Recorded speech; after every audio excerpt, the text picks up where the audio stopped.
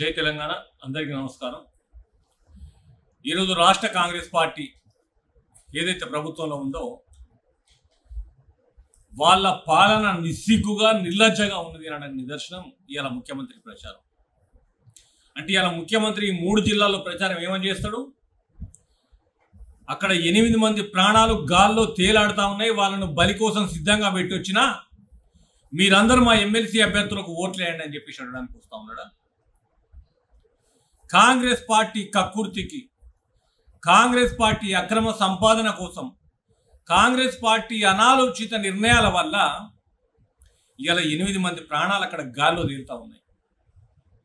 42 మంది అదృష్టవశాత్తు బయటపడ్డారు। అది కూడా బయటపడే పరిస్థితి లేకుండా వీళ్ళ చేతగాని పాలనలో, చిత్తశుద్ధి లేనటువంటి పనులలో స్పష్టంగా కనబడతా ఉంది।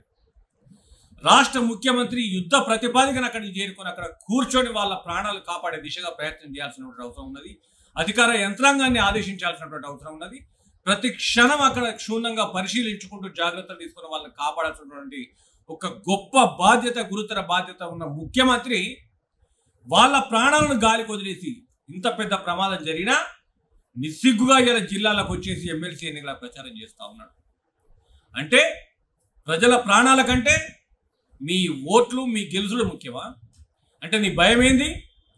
ఇవాళ ఈ ఎమ్మెల్సీ ఓట్లు గెలిచే పరిస్థితి కనబడతలేదు, ఓడిపోతాం, ఓడిపోతే రేపు అధిష్టానం దగ్గర నా ముఖం నల్లముఖం అవుతుంది, నన్ను మొత్తానికి హీనంగా చూస్తారు అనే ఒక ఇంటెన్షన్ తోటి ఆడ 8 మంది ప్రాణాలు ప్రశ్నార్థకంగా ఉన్న దాన్ని వదిలేసి నువ్వు ఇవాళ ప్రచారానికి వస్తాను అంటే నీ భయం, నీ బలహీనత కనబడతా ఉంది। ఆ జిల్లాకు చెందినటువంటి మంత్రి మీసాలు దింపిండు, తొడలు కొట్టిండు, ఎస్ఎల్బిసిని పూర్తి చేస్తా అని పోయి దుబాయ్లో తాగి తందనాలు ఆడుతున్న వీడియోలు ఇవాళ రాష్ట్రం అంతా చక్కర్లు కొడతా ఉన్నాయి। సిగ్గు లేదా? సిగ్గుండక్కర్లేదా? ఇంత పెద్ద ప్రమాదం జరుగుతూ యుద్ధ ప్రతిపాదన బయలుదేరాల్సిన బాధ్యత మంత్రి పైన లేదా?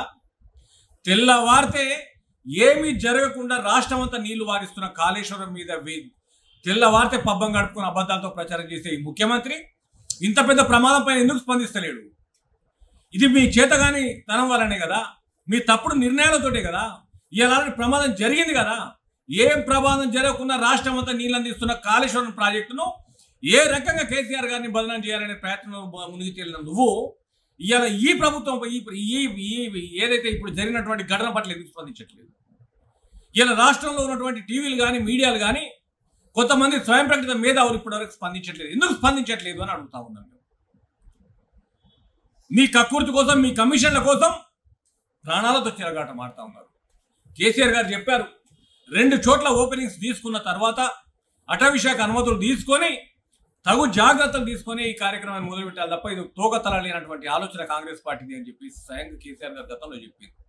అయినా మీరేదో ఉద్ధరిస్తామని చెప్పేసి ఎగవడ పని మొదలుపెట్టి ఇలా 8 మంది ప్రాణాలను బలి తీసుకునేటువంటి పరిస్థితి కనబడతా ఉన్నది। అయినా సరే రాష్ట్ర ప్రభుత్వం కానీ, యంత్రాంగం కానీ అక్కడ పోయి కూర్చొని పనిచేయక ఇలా ఎమ్మెల్సీ ఎన్నికల కోసం నువ్వు ప్రచారానికి వస్తావా? సిగ్గు అనిపిస్తలేదా? చెప్పు, ఇదే మాట చెప్పు।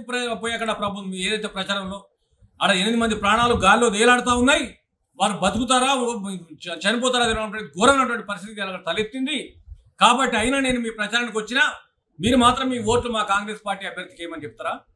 ఇదేనా నీ సిగ్గులేనటువంటి పాలన అని చెప్పి ప్రశ్నిస్తా ఉన్నాం। ఇప్పటికైనా సోయి తెచ్చుకొని పోయి అక్కడ కూర్చొని వాళ్ళ ప్రాణాలు కాపాడే దిశగా ప్రయత్నం చేయి। మీరు ఏదైతే మీ తప్పుడు నిర్ణయాలతో ఇక్కడ ప్రాణాల మీదకి వచ్చిందో మీ రాష్ట్ర ప్రభుత్వం మొత్తం ముక్కు భూమికి రాసి తెలంగాణ ప్రజలకు క్షమాపణ చెప్పాలని డిమాండ్ చేస్తా ఉన్నాం।